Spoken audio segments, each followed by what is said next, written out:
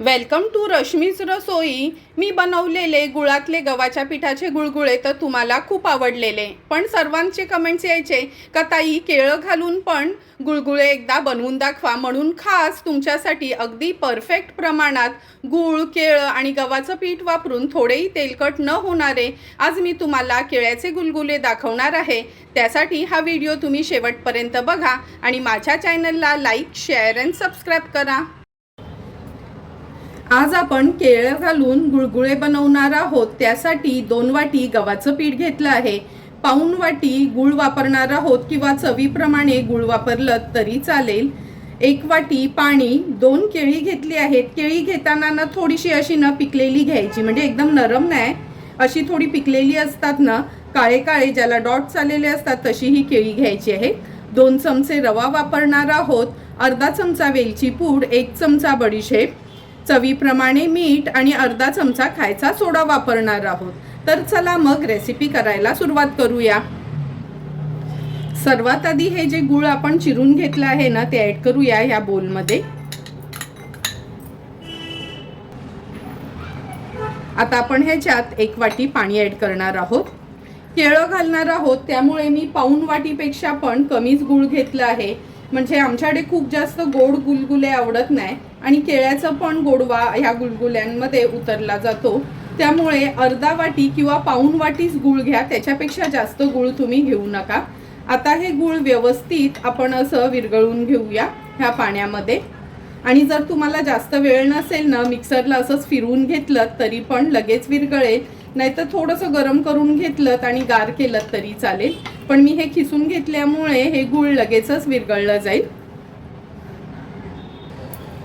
हे बघा, आपण हे गूळ छान विरघळून घेतलं आहे। आता ह्याच्यामध्ये ना मी हा रवा घालते, 2 चमचे एवढा रवा घेतला आहे। जर गव्हाचं पीठ आपण जाड दळून आणलं ना सेपरेट असं, तर मग रवा घालायची गरज नाही, पण आता हे चपात्यांसाठी वापरतो तेच बारीक दळलेलं पीठ आहे, त्यामुळे 2 चमचे तरी आपण रवा घालायचा आहे।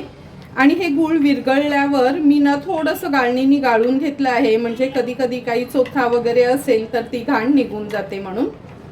हे बघा, आता हे रवा घातलेलं गुळाचं पाणी बाजूला ठेवून देऊया। आता आपण ही 2 केळी घेतली आहेत, ही दोन्ही केळी मी मिक्सरला लावून घेते। तुम्ही हातानेच पिठात स्मॅश केली तरी चालेल, पण मिक्सरला लावली ना का छान एकजीव होतात, त्यामुळे मिक्सरला फिरवून घेते। हे बघा, केळी पण पाणी न घालताच आपण मिक्सरला छान असं फाईन पेस्ट करून घेतली आहे। आता लगेचच गुळगुळ्यांसाठी पीठ मळून घेऊया। आता ही बडीशेप आहे ना, मी खलबत्त्यामध्ये थोडीशी बारीक करून घेते। बडीशेप पण खलबत्त्यामध्ये अशी जाडसरच अशी चेचून घेतली आहे। सर्वात आधी या बोलमध्ये आपण 2 वाटी गव्हाचं पीठ घेऊया। जरी गव्हाचं पीठ चाळणार असले ना तर बारीक चाळणीने चाळू नका, म्हणजे जाड चाळण असते ना रवा चाळायची, त्यांनीच चाळून घ्या। आता आपण ह्याच्यामध्ये खायचा सोडा ऍड करणार आहोत, चवीप्रमाणे मीठ, वेलची पूड। ही बडीशेप जी चेचून घेतली आहे ती एकदम फाईन पावडर करू नका, अशी थोडी जाडसर असली ना का टेस्ट सुंदर लागते। व्यवस्थित मिक्स करून घ्यायचे। मिक्स करून झालं की आपण हे केळं जे मिक्सरला लावून घेतले ना ते ऍड करूया।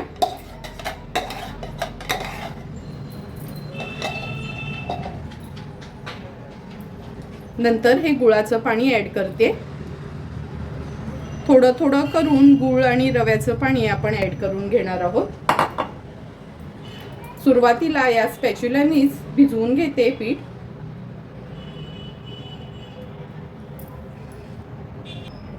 हे बघा, उरलेलं पण रवा आणि गुळाचं पाणी ऍड करून घेऊया।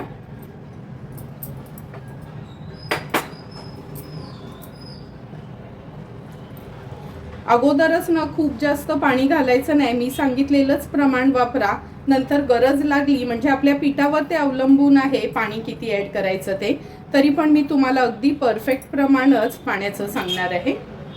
व्यवस्थित हे मिक्स करून झालं आहे। आता हाताने ह्याला ना असं छान मळून घ्यायचं आहे।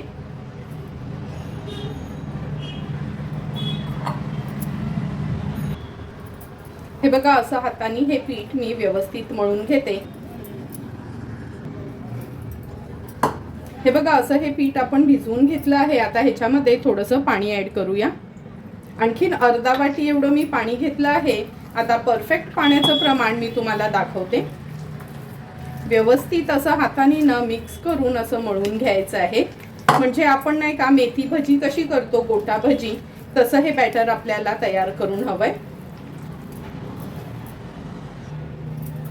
हे बघा, आणखीन अर्धा वाटी पाणी आपण घेतलेलं ते अगदी पुरेसं पाणी झालं आहे. म्हणजे पिठाची कन्सिस्टन्सी दाखवते तुम्हाला. असं पिठाचा गोळा आहे ना, हे बघा, लगेच पडायला नको आहे. म्हणजे असा अलगजपणे हा पडायला हवाय. म्हणजे कशी हे गुलगुले तळले ना तरी चपट होत नाही. कारण का केळं घातलंय ना, कधी कधी पीठ जर खूप सैल झालं तर हे गुलगुले ना तळून झाल्यावर थोड्या वेळाने ते चपट होतात. आता हे पीठ आपण झाकून ठेवणार आहोत 10 मिनिटाकरता. नंतर लगेचच गुलगुले बनवायला सुरुवात करणार आहोत. 10 मिनिटं झाले आहेत. हे पीठ आपण झाकून ठेवलेलं. हे बघा, थोडंसं हे पीठ ना असं वरती आलं आहे. म्हणजे सोड्यानी छान हे पीठ फुललं गेलंय. आता लगेचच ह्याचे आपण उंबर किंवा गुलगुले तेलामध्ये सोडूया. गॅसवर आपण हे तेल पण तापवत ठेवलं आहे. आता हे बघा, अगदी थोडासा पाण्याचा हात घ्यायचा, थोडासा पिठाचा भाग घेते आणि हे गुलगुले मी तेलामध्ये सोडते. असे वरना पडतील ना असे हे सोडायचे आहेत आपल्याला.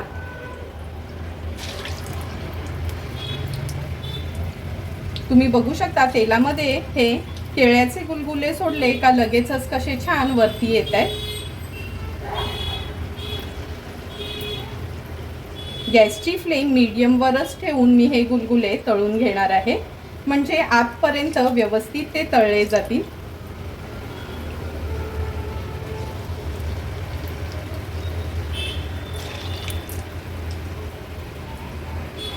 असे गुलगुले तेलात सोडले आणि छान असे स्वतःहूनच ते पलटी झाले का समजायचं आपण तयार केलेलं पीठ अगदी परफेक्ट झालं आहे.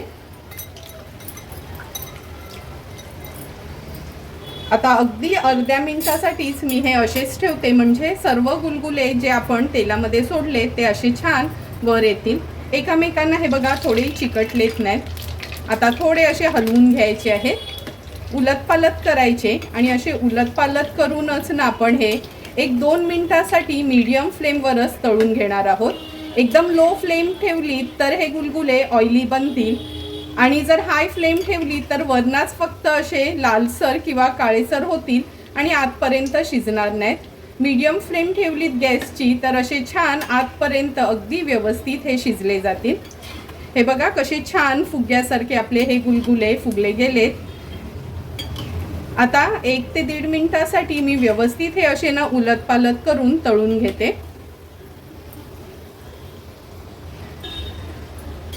2 ते 2.5 मिनिटं झाले आहेत. म्हणजे गुलगुले तेलामध्ये सोडण्यापासून ते तळेपर्यंत मीडियम फ्लेमवरच हे गुलगुले आपण छान असा ब्राऊन कलर येईपर्यंत तळून घेतले आहेत.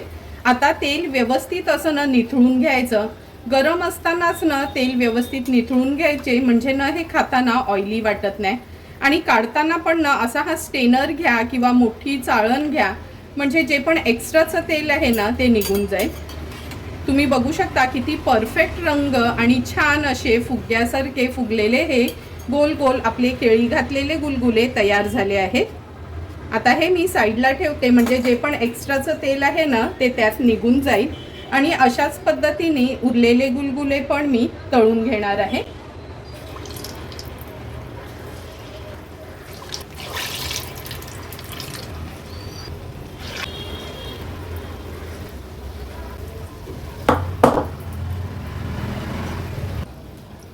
तुम्ही बघू शकता थोडे थोडे करून सर्व आपले हे गुळगुळे तळून झाले आहेत. अजिबात गुळगुळा एक पण तेलामध्ये फुटला नाही किंवा असा चपट झाला नाही. छान असे टम्मच फुगले गेले आहेत. हे बघा किती सुंदर अगदी फुग्यासारखे आपले हे गुळगुळे तयार झाले आहेत. आता तयार झालेले हे केळ्याचे गुलगुले आपण सर्विंग प्लेटमध्ये सर्व करणार आहोत. सुंदर असे फुग्यासारखे टम्म फुगलेले, थोडेही तेलकट न होणारे हे केळ्याचे गुलगुले आपण ह्या सर्विंग प्लेटमध्ये सर्व करून घेतोय। तुम्ही बघितलं असेल सर्व गुलगुले आपण तळले होते, तरी पण एकही गुलगुला आपला हा केळं घातलेला असून पण थोडाही नरम वगैरे पडला नाही। तुम्हाला पण जर मी बनवलेले अगदी सोप्या पद्धतीने परफेक्ट अशा ह्या केळे घातलेल्या गुलगुल्यांची रेसिपी आवडली असेल तर तुम्ही पण नक्की माझ्या पद्धतीने हे केळी घातलेले गुलगुले घरी ट्राय करू शकता आणि मला कमेंट करून सांगा की तुम्ही बनवलेले हे केळी घातलेले गुलगुले किंवा उंबर कसे झालेत ते। जर तुम्हाला मी बनवलेल्या हे केळ्या वापरून केलेल्या गुलगुल्यांचा किंवा उंबरचा व्हिडिओ आवडला असेल तर नक्की माझ्या चॅनलला तुम्ही लाईक, शेअर अँड सबस्क्राईब करा। Thank you for watching my video.